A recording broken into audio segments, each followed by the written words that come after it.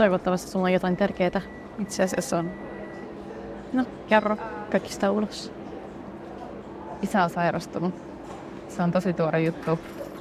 Eikä äiti pysty auttamaan häntä. Sun äiti. Se on kuitenkin sun isä myös. Mikä sairaus? Onko vakava? Hän on Parkinsonin tauti.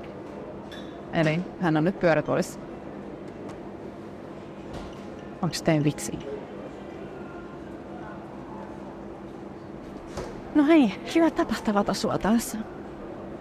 Mä tiedän, että on paljon. Mutta jos sä voisit mitenkään auttaa, kun mä oon päivisin töissä, kuten myös äitikin. On mullakin asioita, joita mun pitää tehdä. On mullakin elämä. En pysty.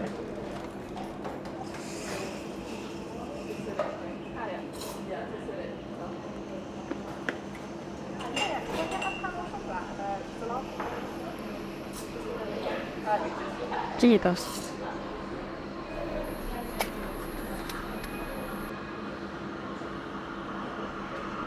Missä löysit?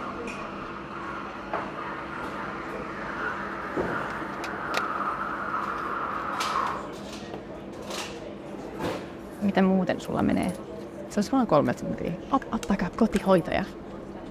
Sä tiedät, että isä ei ole koskaan tykännyt niistä. Ei ole kyse siitä. Meidän elämä ei voi pyöriä isän ympärillä. Totta kai se pyörii nyt, kun hän on sairastunut.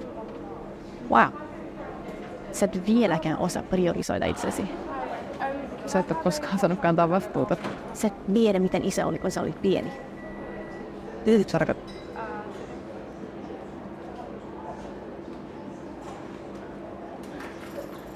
Kuinka monta tuntia mua tarvitaan?